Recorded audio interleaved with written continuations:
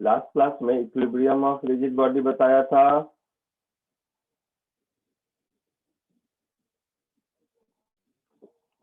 याद है? हाँ सर। अच्छा, कुछ होमवर्क भी दिया था एस वर्मा से? हाँ सर। किया है तुम लोगों ने?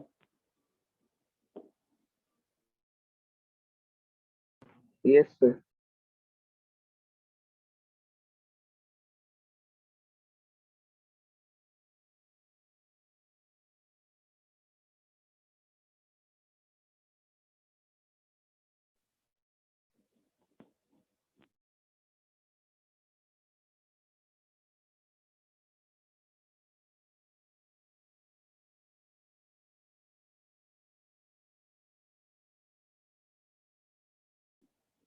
एंड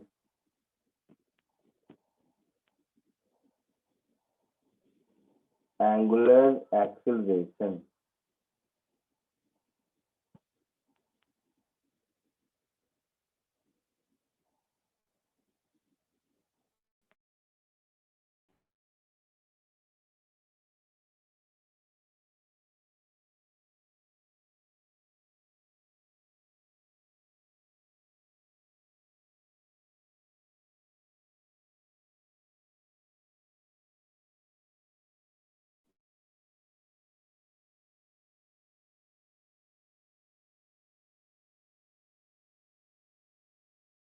कोटेड कर रहा है।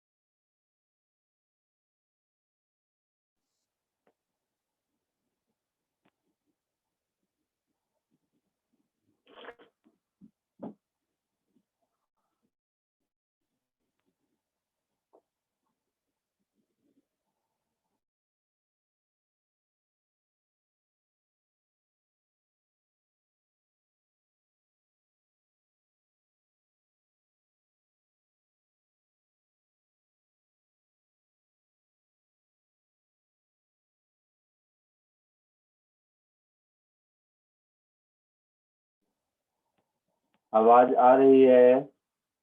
Yes sir. अच्छा, मैंने कहा कि मान लो कोई भी ऑब्जेक्ट है किसी शेप साइज का, वो किसी एक्सिस के अबाउट अल्फा एंगुलर एक्सेलरेशन से रोटेट कर रहा है। तो इसमें क्या होगा, हर पॉइंट मास, जैसा मैंने कहा, अलग अलग रेडियस पर सर्कुलर मोशन में होगा।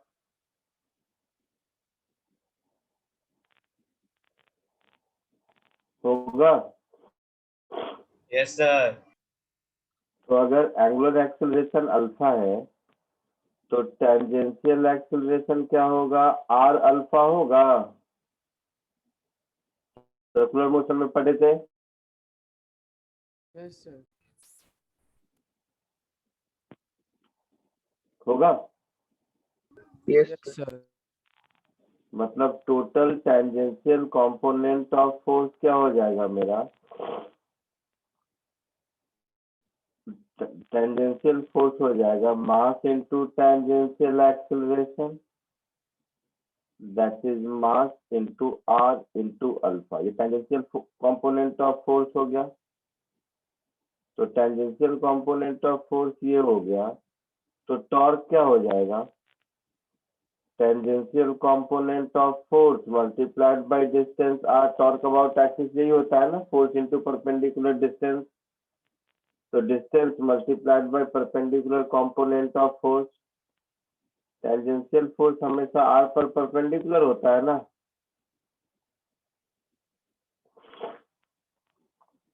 तो ये टॉर्क होगा। बोलो।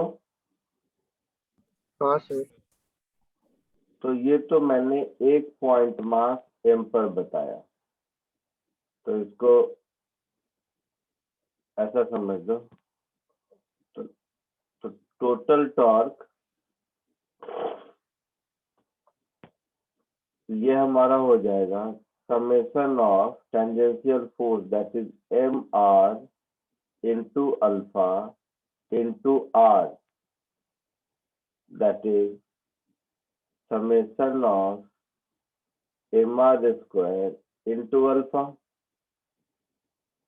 तो यहाँ से दिख रहा है torque is equal to I alpha. तो यहाँ से एक रिलेशन मिल गया, torque is equal to moment of inertia I into alpha.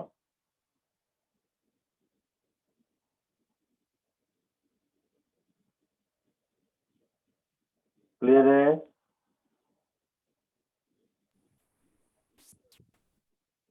बोलो। Yes sir. कॉपी कर ले इसको।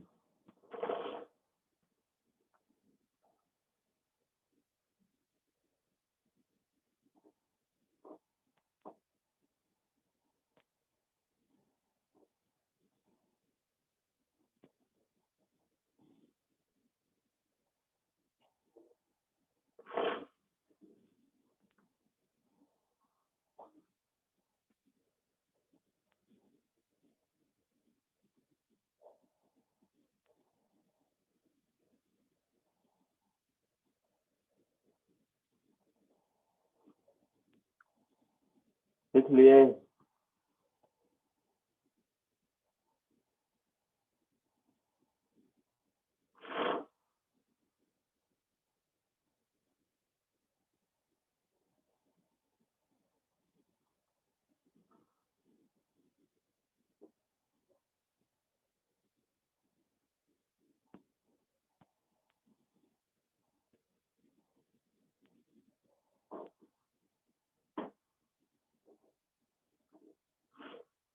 मैंने पूछा, लिख लिया आप लोगों ने? Yes sir. यस। ठीक। अब इस फॉर्मूला पे बेस एक क्वेश्चन करने की कोशिश करो।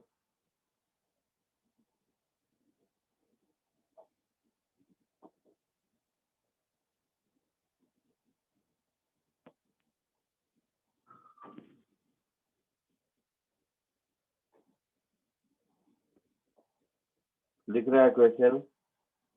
हाँ सर। कोशिश कीजिए।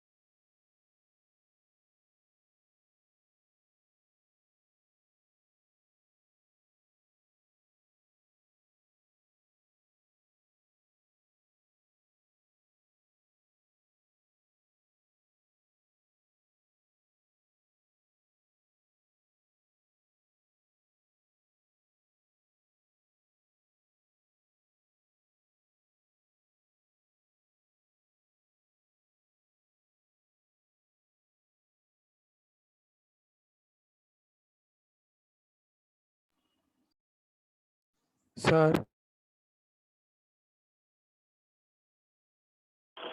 हाँ बोलो बेटा। सर मिला आंसर। मिल रहा है, ठीक है। चलो सर अल्फा का आंसर आ रहा है 3G/12। हाँ, कर देता हूँ। चलो मेरे रेजिडेंट का एक कोरोना केस आ गया बगल में, उसी का नोटिस देने आया था। बगल हाँ, में क्या कह रहा कोरोना आ गया। था? हाँ, मेरे फ्लोर पे कोई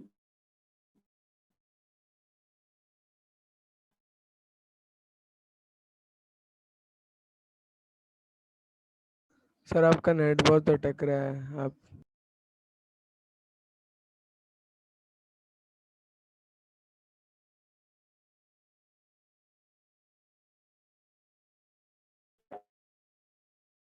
acceleration alpha of the rod just after it released from initial position। तो इसमें देखो, इसका वेट mg इधर लगेगा यस सर L/2। और ये L/2 है। हाँ सर टॉर्क हो जाएगा mg। टॉर्क हो जाएगा mg L/2। Yes sir. This is equal to I alpha. हाँ सर आई हो जाएगा mL²/3। तो ये हो जाएगा mL²/3 इंटू अल्फा। हाँ सर तो यहाँ से अल्फा की वैल्यू मिल गई 3G/12। 3G/2L। फर्स्ट हो गया। Yes sir acceleration of point A,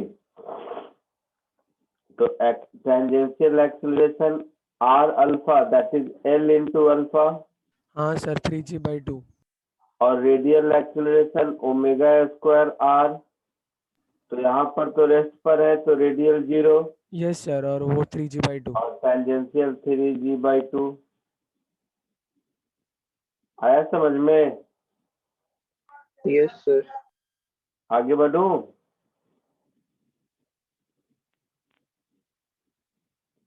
Yes, sir.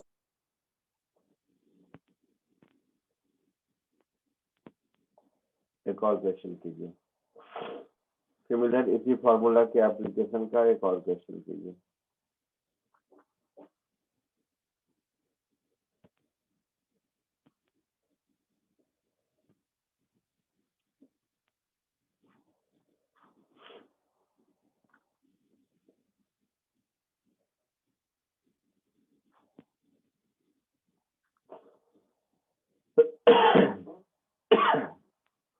चलिए इसको कोशिश कीजिए।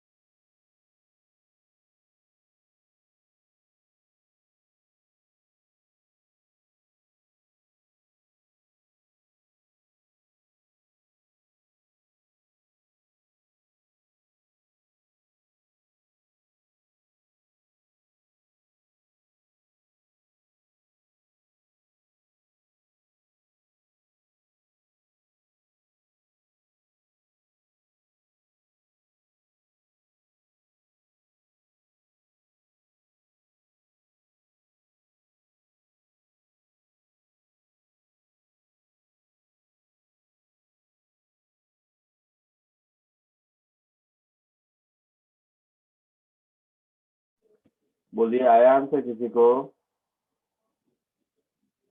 सर 1 मिनट, लास्ट स्टेप बाकी है।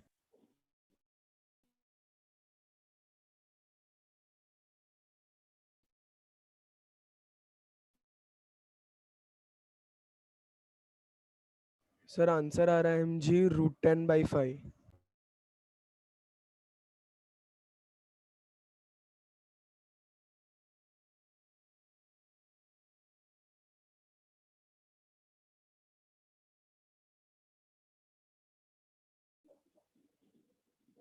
Very good.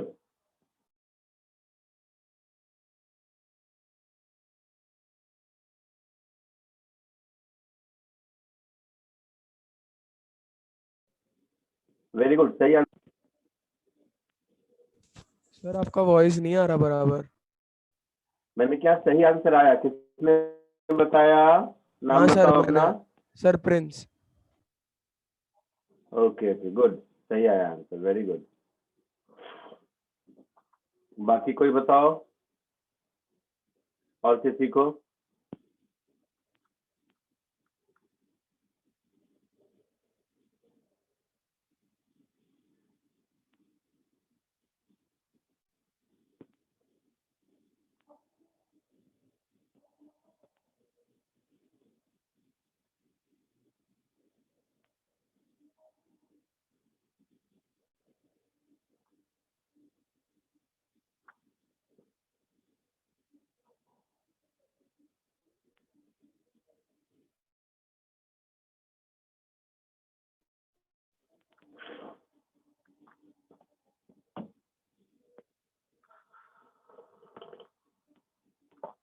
देखो इधर,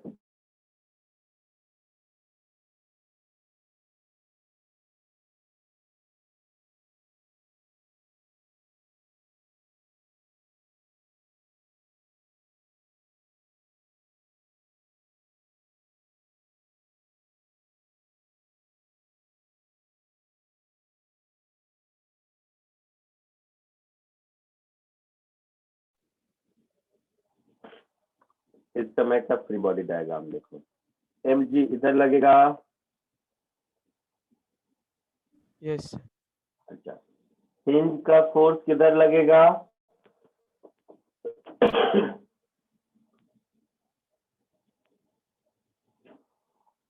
हिंज का फोर्स किधर लगेगा?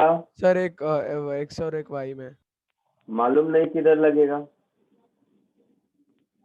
है ना? मालूम नहीं किधर लगेगा, तो हम लोग अपने मन से हिंज का एक फोर्स का y कंपोनेंट ry मान लेते हैं, हाँ सर। और x कंपोनेंट rx मान लेते हैं। किधर भी लग सकता है, इन यस दोनों सर। का रिजल्टेंट जिधर होगा उधर लगेगा। हाँ सर। यहाँ तक कोई दिक्कत? अब टॉर्क अगर देखेंगे पॉइंट एच के अबाउट, तो वही story, mg into L/2 is equal to mL²/3 into alpha. Sir. तो मुझे अल्फा मिल गया। हाँ बोलो। सर mg cos 37 आएगा ना, ऊपर आएगा mg, तो उसका कंपोनेंट लेंगे।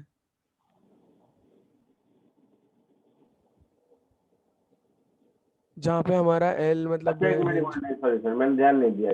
जस्ट आफ्टर पूछा है ना? हाँ सर, वहाँ पे पूछे। अच्छा, मैंने हॉरिजॉन्टल पे ले लिया, हॉरिजॉन्टल पे आने की जरूरत ही नहीं है। रुक जाओ रुक जाओ। तो उस मोमेंट पर पूछा है, फिर तो और आसान हो गया क्वेश्चन।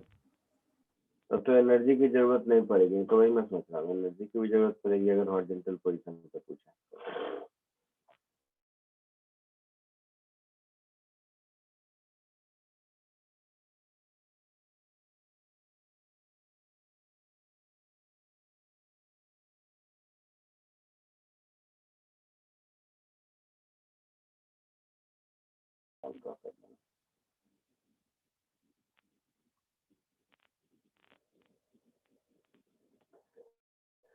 सॉरी।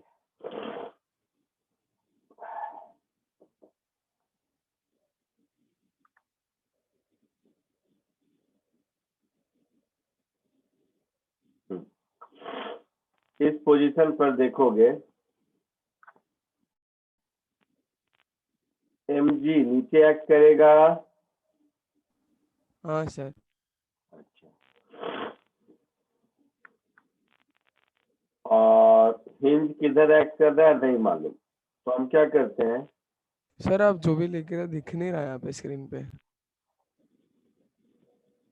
इसका रॉड वाला कंपोनेंट और रॉड के परपेंडिकुलर वाला कंपोनेंट ले लेते हैं, इसको बोल देते हैं रिएक्शन का नॉर्मल कंपोनेंट, इसको बोल देते हैं रिएक्शन का टेंजेंशियल कंपोनेंट। दिख रहा है क्या जो मैं हाँ दिख सर रहा अभी हूँ? दिखा। हाँ सर।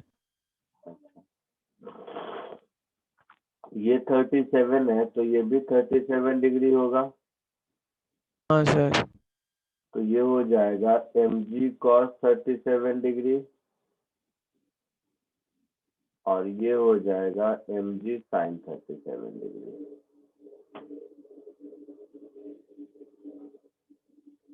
ठीक है, तो सबसे पहले एंगुलर एक्सेलरेशन ढूंढते हैं, तो हम लोग torque is equal to I alpha लगाएंगे, यस सर। टॉर्क हो जाएगा mg cos 37 degree into L/2 to L/2 is equal to m L square by 3 into alpha, ऐसा होगा। Yes sir.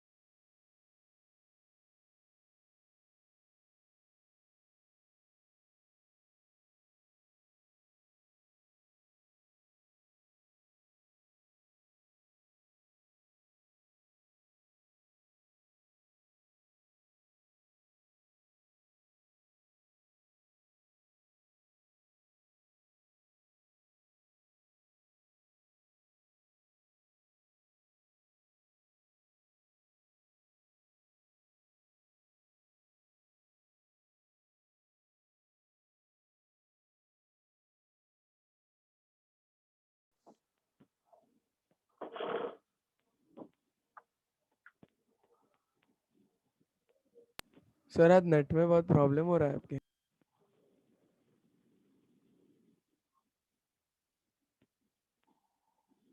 अल्फा मिला 6g/5l। हाँ सर। अच्छा, तो टेंजेंशियल एक्सेलरेशन क्या होगा, सेंटर ऑफ मास का L/2 इंटू अल्फा, ऐसा होगा। Yes sir. तो L/2 इंटू 6g/5l, ऐसा होगा।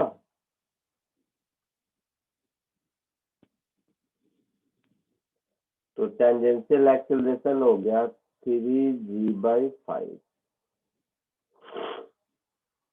ठीक है,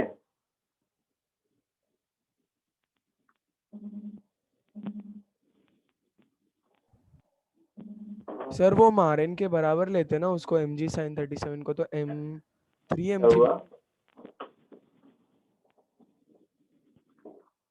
यहाँ तक ठीक है। अच्छा, अब इसका सेंटर ऑफ मास तो सर्कुलर मोशन में होगा, centre of mass circular motion में होगा ना, तो ये अगर टेंजेंशियल एक्सेलरेशन है, मतलब R T mg cos 37 minus rt is mass into tangential acceleration, हाँ सर। है ना। तो equation of circular motion of centre of mass,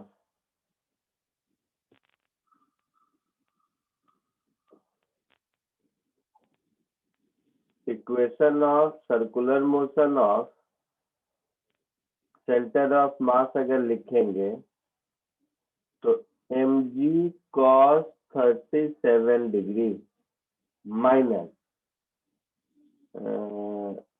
hinge reaction का tangential component, this is equal to mass into tangential acceleration, ऐसा होगा। Yes sir. तो ये हो गया mg cos 37 4/5, ये हो गया RT, ये हो गया m, और टेंजेंशियल एक्सेलरेशन कितना आया था ऊपर 3g/5, हाँ तो 3 mg/. तो ये हो गया 3g/5.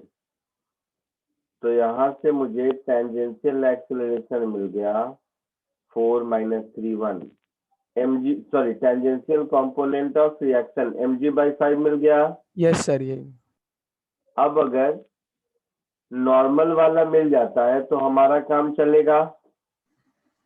यस सर, तो ये दोनों का वो लेंगे ना नेट. तो नॉर्मल वाले के लिए यहाँ पर अगर देखोगे तो net force I mean omega 0 है यहाँ पर. यस तो सर. सेंट्रीपिटल एक्सेलरेशन 0 होना चाहिए, मतलब सेंट्रीपिटल फोर्स 0 होना चाहिए, मतलब Rn प्लस mg sin 37 0 होना चाहिए. हाँ सर. अच्छा, so also since radial acceleration is 0, therefore Rn plus mg sin 37 degree, this should be 0. So Rn is minus mg sin 37 degree, that is minus 3 mg/5. Minus sign ये बताता है कि हमने radially inward लिया था, ये radially outward होगा. Yes sir. तो रेडियल और टेंजेंशियल दोनों कंपोनेंट मिल गया तो हिंज रिएक्शन मिल जाएगा. यस सर, नेट निकाल के. Therefore net hinge reaction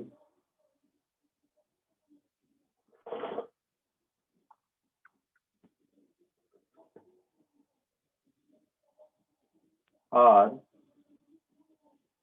is equal to under root RT square plus RN square. दोनों 3 mg/5 ही आया है. सर एक ये हो mg/5 जाएगा. है. अच्छा, एक mg/5 है तो लिखना पड़ेगा. तो ये हो गया अंडर रूट 3 mg/5 का होल स्क्वायर प्लस mg/5 का होल स्क्वायर का अंडर रूट. तो ये हो गया mg√. mg/5 और ये हो गया √10. ये हमारा आंसर होगा. आया समझ में सबको? Yes, sir. कॉपी कर लीजिए.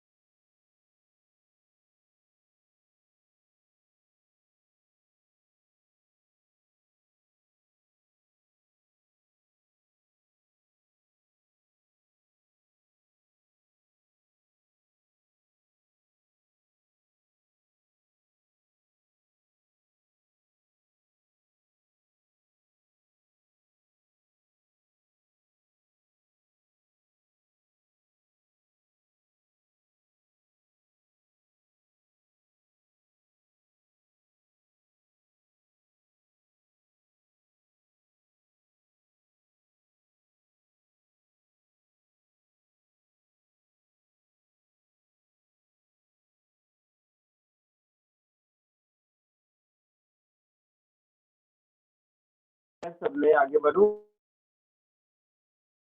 Yes, sir. Yes, sir. चलो अब थोड़ा आगे बढ़ते हैं।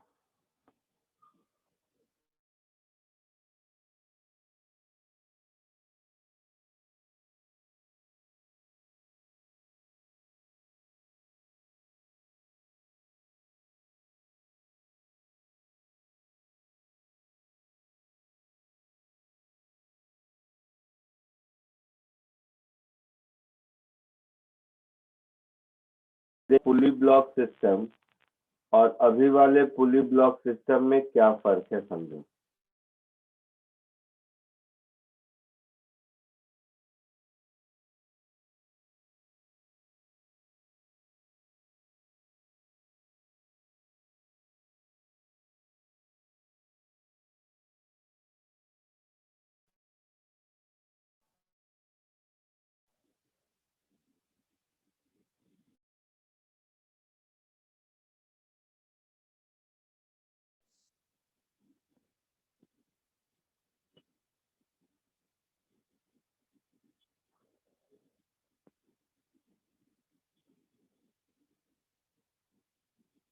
सर आप वीडियो बंद कर दो, इतना नेट अटक रहा है तो।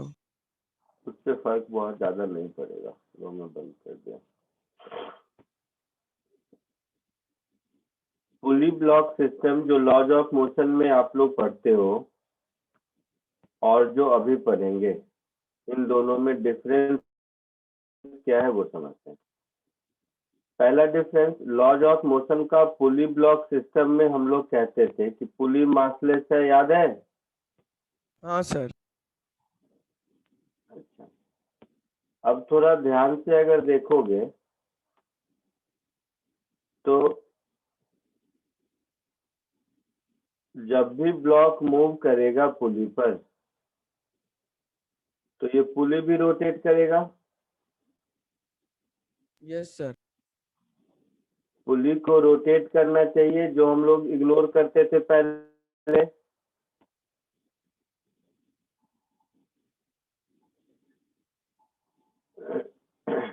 मतलब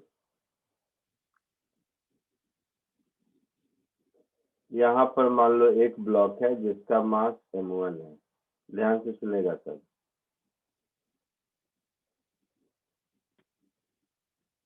यहाँ पर एक दूसरा ब्लॉक था जिसका मास मान लो m2 है। अब डिपेंड करता है m1 m2 में कौन बड़ा है।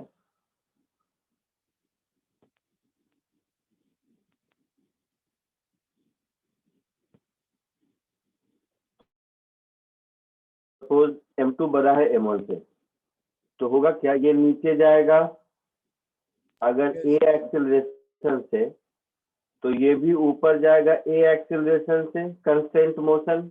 यहाँ तक तो कोई दिक्कत नहीं। हाँ सर।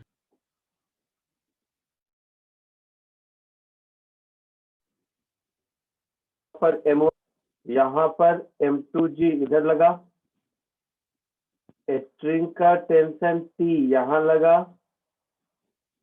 स्ट्रिंग का टेंशन T यहाँ लगा, स्ट्रिंग का टेंशन T पुली पर इधर लगा, स्ट्रिंग का टेंशन T पुली पर इधर लगा। ये काम पहले भी करते थे यहाँ तक? जी सर। अब कॉमन सेंस से सोचो, अगर m2 नीचे और m1 ऊपर जा रहा है, मतलब ये वाला पुली ऐसे रोटेट कर रहा होगा, यस सर। और अगर m1 m2 के पास एक्सेलरेशन है a, तो डेफिनेटली और ये रेडियस r है मान लो पुली का, तो डेफिनेटली इस पुली के पास एंगुलर एक्सेलरेशन अल्फा होगा, such that a is equal to r alpha होगा। Yes sir. अगर a is equal to r alpha नहीं हुआ, इसका मतलब क्या है? सर वो रोप स्लिप करेगा। हाँ, रोप स्लिप करेगा। तो A is equal to r alpha, एक इक्वेशन मैंने लिखा। ये इक्वेशन कहाँ से? Because string doesn't slip over pulley. ठीक है, इक्वेशन 1 का मीनिंग समझ आया? लॉजिक? Yes sir. अच्छा, अब इक्वेशन 1 का लॉजिक समझ आया तो एक चीज और देखो। तो अब अगर ये पुली क्लॉकवाइज घूम है तो इस पर जरूर अल्फा एक्सीलरेशन से तो जरूर क्लॉकवाइज टॉर्क होगा।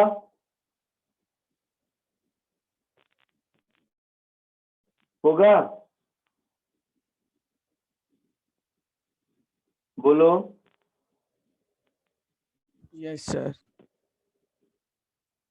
Yes sir. इस टेंशन का टॉर्क क्लॉकवाइज और इस टेंशन का टॉर्क एंटी क्लॉकवाइज, दोनों की वैल्यू T इंटू आर, तो टॉर्क तो 0 दिख रहा है। हाँ सर। अभी टॉर्क 0 दिख रहा है आप लोगों को, यस सर। लेकिन टॉर्क को 0 होना नहीं। तो ये तभी पॉसिबल है जब स्ट्रिंग के दोनों साइड टेंशन अलग अलग हो। आया समझ में? सर एक पुली पर दो अलग स्ट्रिंग है। नहीं नहीं, सेम स्ट्रिंग है, बट पुली के दोनों साइड, आप लोग लॉज ऑफ मोशन में पढ़ते थे कि सेम स्ट्रिंग में टेंशन हर जगह सेम होता है, यही पढ़ते थे। हाँ सर। यस। इसीलिए आपको डाइजेस्ट होने में दिक्कत हो रही है कि दोनों सेम स्ट्रिंग है तो अलग अलग टेंशन क्यों होगा? हाँ सर। सर इसका कुछ मास होगा इसलिए। मास की वजह से। किसी एंगुलर एक्सीलरेशन से। सर आपने क्या बोला, अटक गया था आपका आवाज।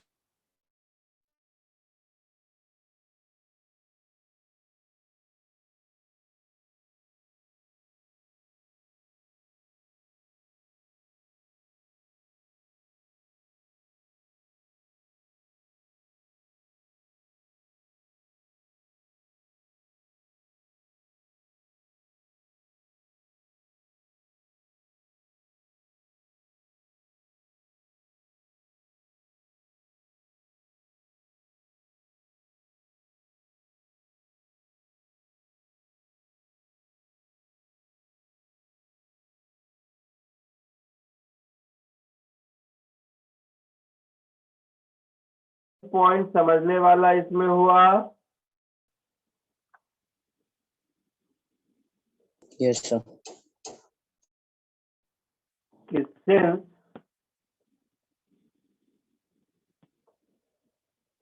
Pulley is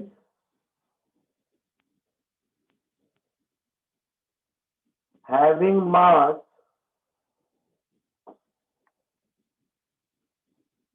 and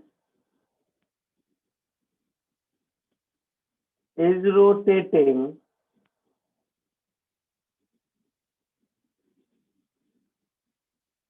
with angular acceleration,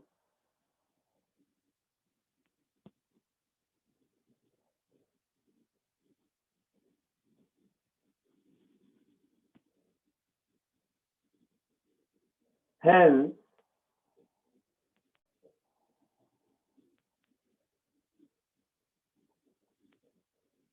tension in the string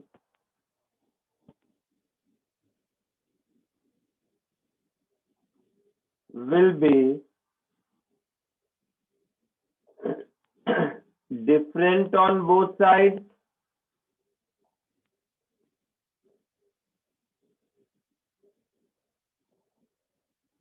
कोई डाउट यहां तक किसी को? नहीं सर। लॉज ऑफ मोशन में पुली मासलेस होता था, तो जब मास है तो मोमेंट ऑफ इनर्शिया 0 है, मोमेंट ऑफ इनर्शिया 0 है तो टॉर्क 0 है, टॉर्क 0 है तो दोनों साइड टेंशन सेम होना चाहिए।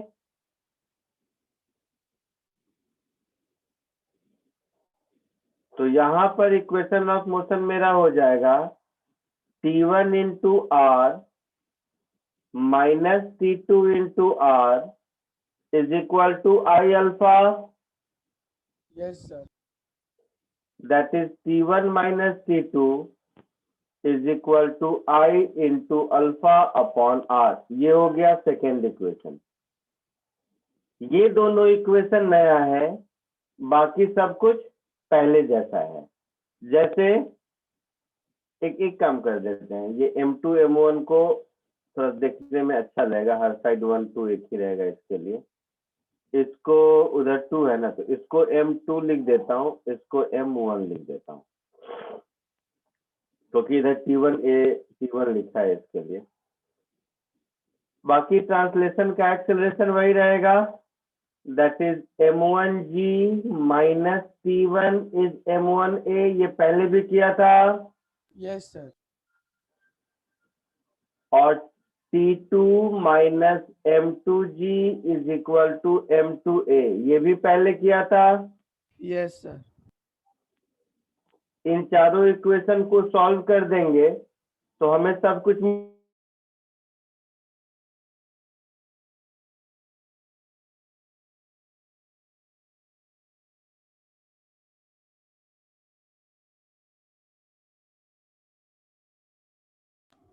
सर आवाज नहीं आ रही।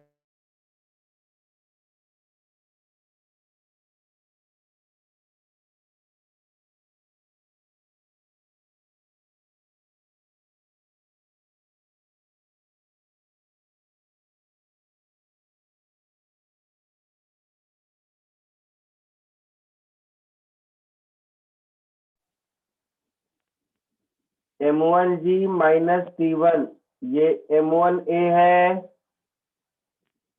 T2 माइनस M2G ये M2A है। इन तीनों को ऐड कर दीजिए, इन तीनों को ऐड कर देंगे तो T1 T1 T2 T2 गया, तो M1 minus M2 into G is equal to A common M1 plus M2 plus I by R square। जी sir. So finally acceleration A is equal to M1 minus M2 into G upon M1 plus M2 plus I by R square। आपको याद होगा कि अगर ये laws of motion में जब पुली massless था उस समय ए की value M1 minus M2 G upon M1 plus M2 मिलता था। हाँ सर।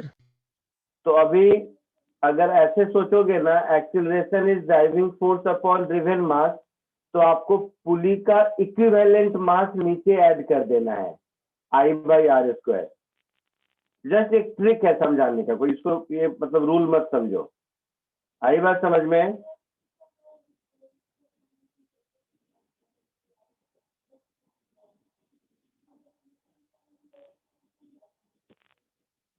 इसको कॉपी कर लीजिए।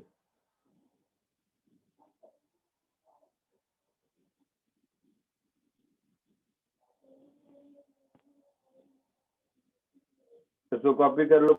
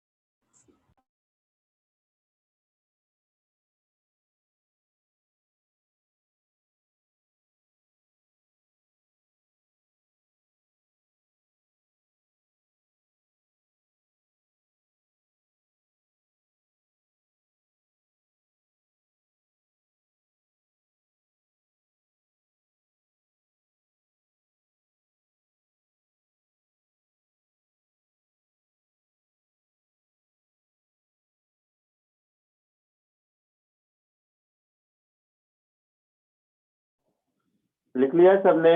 नहीं सर, 2 मिनट। बोलना, मैं ऑफ करके इसलिए रखा हूँ कि बीच में डिस्कनेक्ट ना हो जाए, जैसे ही हो जाए बोल देना, ठीक है? हाँ सर।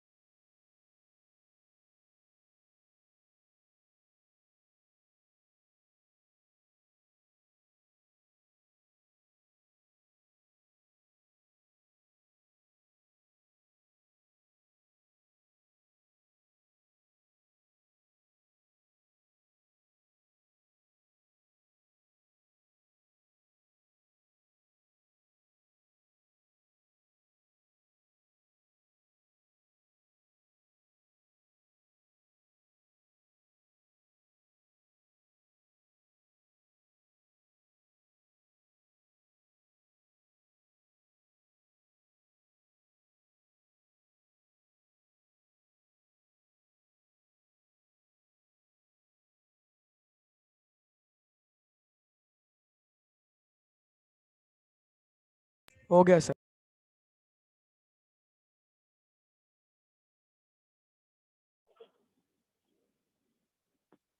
हो गया, आगे बढ़ूं? हाँ सर।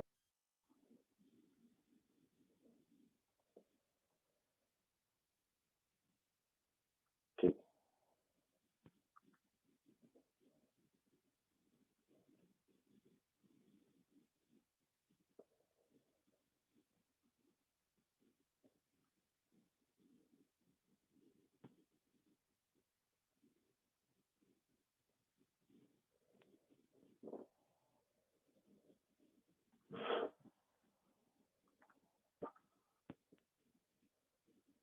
सर इसका सम कैसे आता है, मतलब इसके?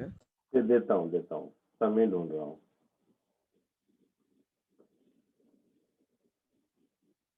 इसका समय दे रहा हूँ, बहुत सारे सम है, एसक्यूएल में भी बहुत सारे सम है। जैसे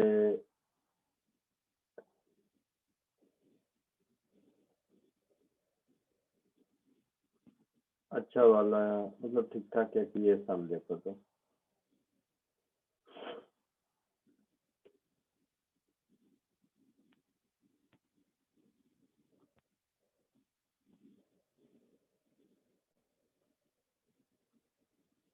ये वाला क्वेश्चन देखो एक।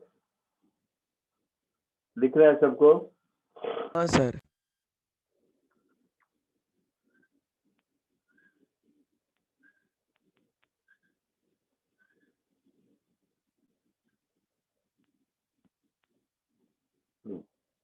कोशिश करो।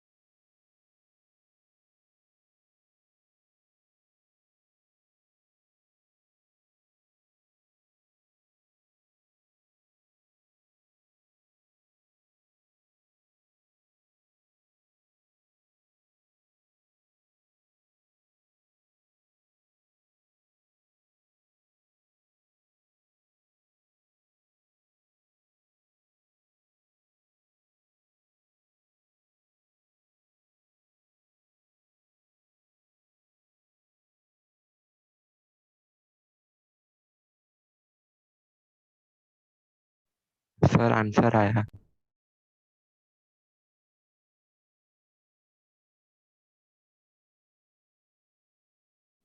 हाँ, क्या आंसर आया बेटा?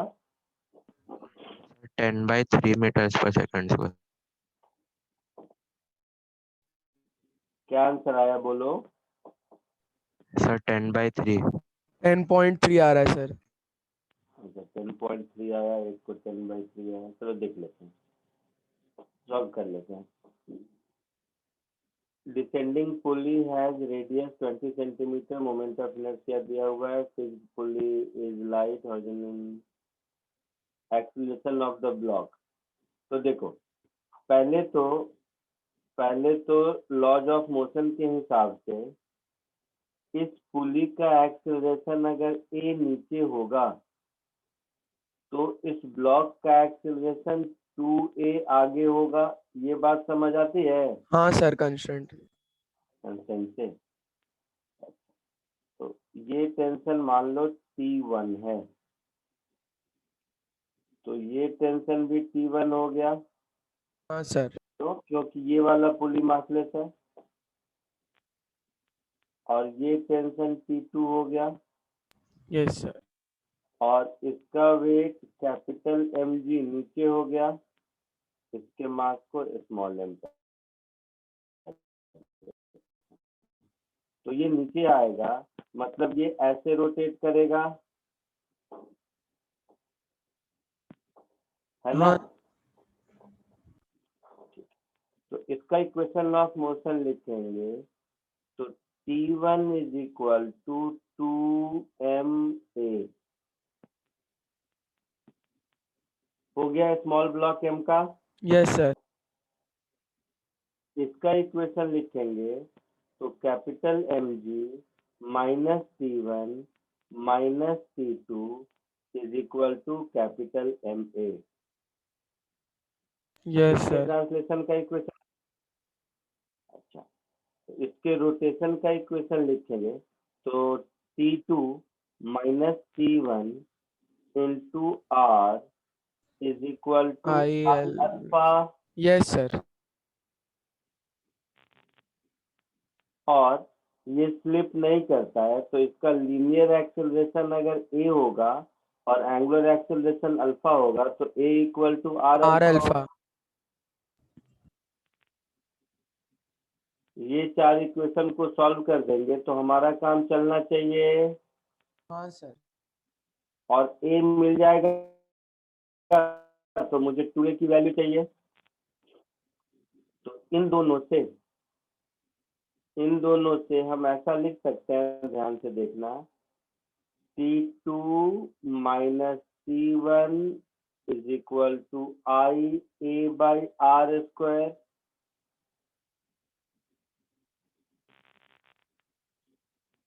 ऐसा लिख सकते हैं।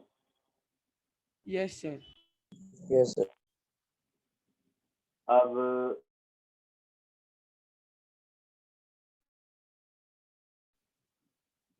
ये T1 ये T1 ये T2 ये T2 हाँ गया, सर, यहाँ पर एक T1 बच जाएगा।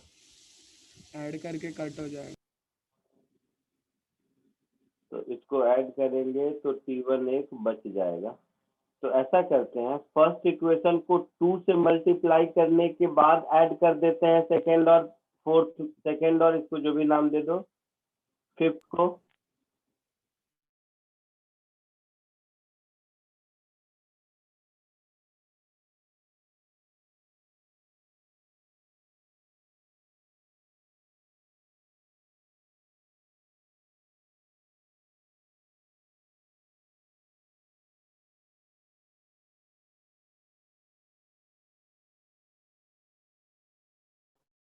लो, तो 2T1 is equal to 4 small ma, capital mg minus T1 minus T2 is capital ma, और T2 minus T1 is IA/r²। T2 minus T1 is IA/r²। इन तीनों को ऐड कर दो, इन तीनों को ऐड कर दोगे तो 2T1 T2 कैंसिल,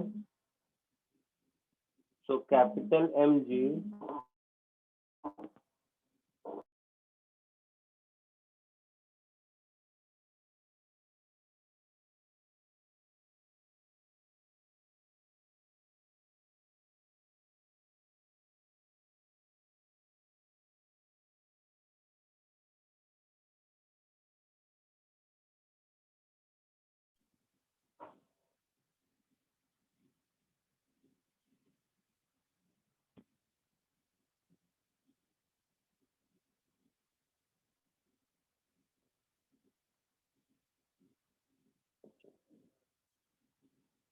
अब देखोगे तो डिसेंडिंग पुली का मोमेंट ऑफ इनर्शिया दिया हुआ है और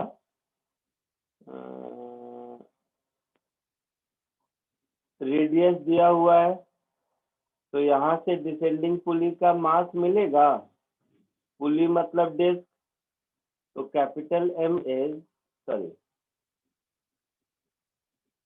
I is capital M R square by 2,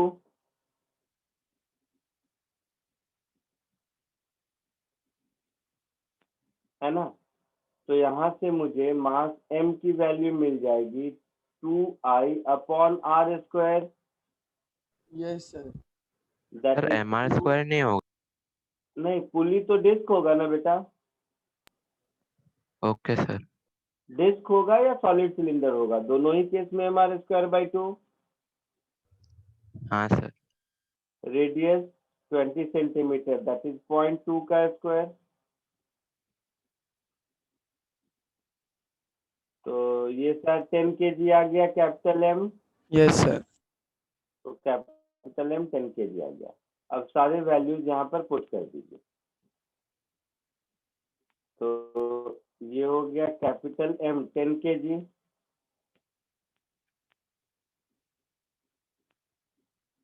तो कैपिटल एम 10, जी का 10, फिर capital M 10, small M 1 kg है शायद ना, हाँ सर। तो 4, आई कितना था फिर 0.20 0.2 आई था, और आर स्क्वायर 0.2 इंटू 0.2, ऐसा कुछ, यस। तो ये 5 हो जाएगा, तो 100/19 हो जाएगा, तो ये एक्सेलरेशन ऑफ पुली हुआ। एक्सेलरेशन ऑफ ब्लॉक क्या होगा, इसका डबल 2a, हमें एक्सेलरेशन ऑफ ब्लॉक पूछा है ना, हाँ सर। तो एक्सेलरेशन ऑफ ब्लॉक इसका डबल होगा,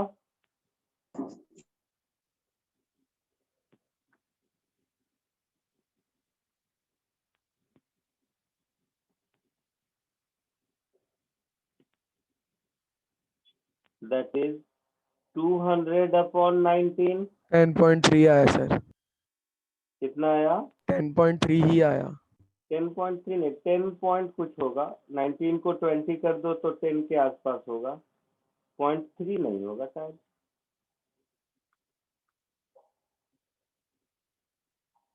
सर 10.53 है। अरे 5 कहाँ से आ गया, 200/19, हाँ सर 5 आ रहा है। 200/19 ऐसा आ रहा है। हाँ सर।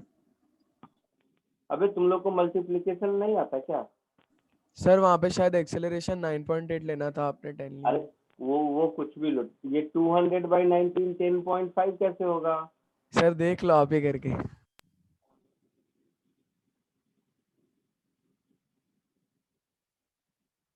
10.05 आ सकता है, 10.5 कैसे आएगा, ये तो मतलब सर सर 19 10 का कैलकुलेटर में चेक। 190 सर होता है। कैलकुलेटर में भी चेक कर लो।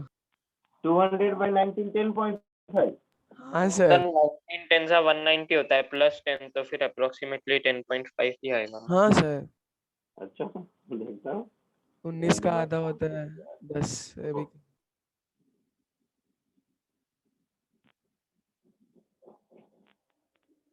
200/19, अरे हाँ यार 10.52, ठीक, जो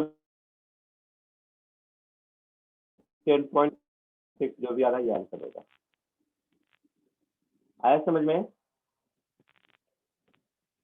सर हाँ सर यही सेम चीज को अगर टेंशन की वैल्यूज फाइंड करके कर लिया होता तो वो ज्यादा आसान नहीं पड़ता? कैसे आसान पड़ता है?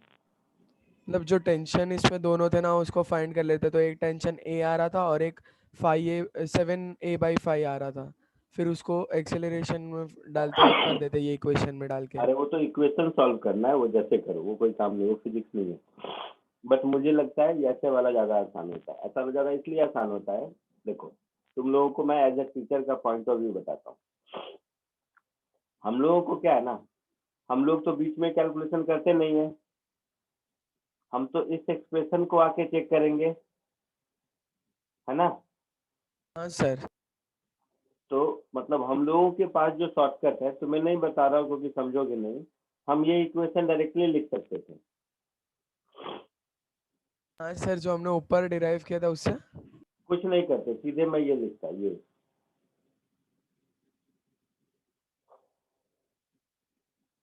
सीधे सर मैं ये, कैसे, मतलब वो कैसे? आप लोग नहीं समझोगे अभी। या फिर जो ऊपर डिराइव किया था वो भी डिराइव नहीं करता, हम लोग ऐसे लिखते डायरेक्टली। आ रही है बात समझ में? एक ऊपर थ्योरी में अभी एक एक्सप्रेशन डिराइव किया था ना, हाँ सर। ये तो आप लोगों को सिखाना था इसलिए ऐसा लिखा, मैं डायरेक्टली ऐसे लिख देता। Total driving force upon driven mass में मोमेंट ऑफ इनर्शिया वाला कंपोनेंट का मास इक्विवेलेंट ऐड कर देना है, तो एक लाइन में ये लिख देता मैं। तो सर मतलब वो आपने जो बोला वो बोलो वापस, driven force upon. Total driving force, तो देखो m1g नीचे, डायग्राम को देख, हाँ सर, m1g ड्राइव कर रहा है, m2g अपोज कर रहा है उसका, तो माइनस। तो total driving force m1g minus m2g। हाँ सर। और इस फोर्स से कौन कौन ड्राइव हो रहा है, तो m1 ड्राइव हो रहा है, m2 ड्राइव हो रहा है और और पुली उस, ड्राइव हो रहा है। हाँ सर, पुली का जो होगा MOI। तो इवन लॉज ऑफ मोशन में भी जो बड़ा बड़ा एक्सप्रेशन लिखते हो कोई जरूरत नहीं है, सीधे मैं लिख सकता हूँ ये।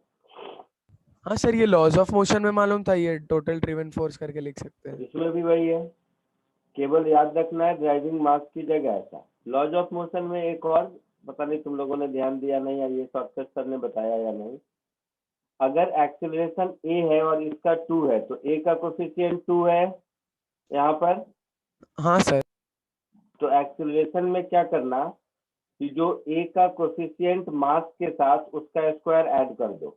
तो देखो टोटल ड्राइविंग फोर्स इस केस में mg है, हाँ। ड्रिवन मास में m है जिसका एक्सेलरेशन a है, हाँ। स्मॉल m है जिसका एक्सेलरेशन 2a है, तो कोफिशिएंट का स्क्वायर 4 मल्टीप्लाई हो गया अच्छा। प्लस हाँ सर। पुली का I/r²। तो हम लोग ऐसे करते हैं, तो हम लोग इस तरह से करने का मतलब है कि यहाँ एक्सप्रेशन आ गया, नहीं आया तो यहीं पर पकड़ लेंगे कि रास्ते में कहीं गलती हुई है।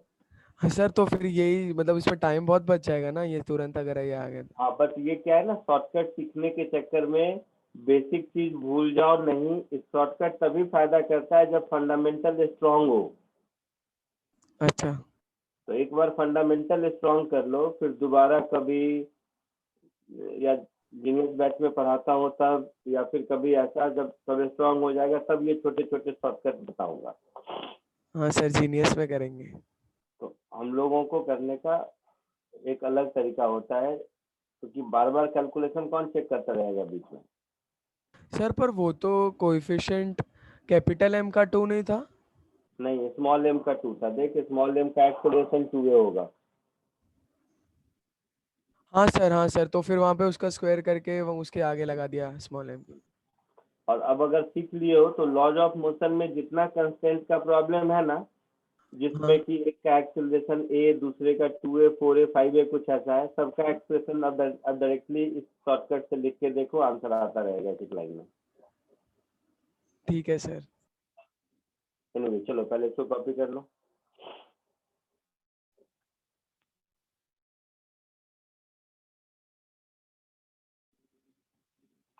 इसको कॉपी कर लो और उसके बाद आप लोग एक एक करके निकल सकते हैं। आज के लिए इतना ही, बाकी नेक्स्ट लेक्चर में करेंगे।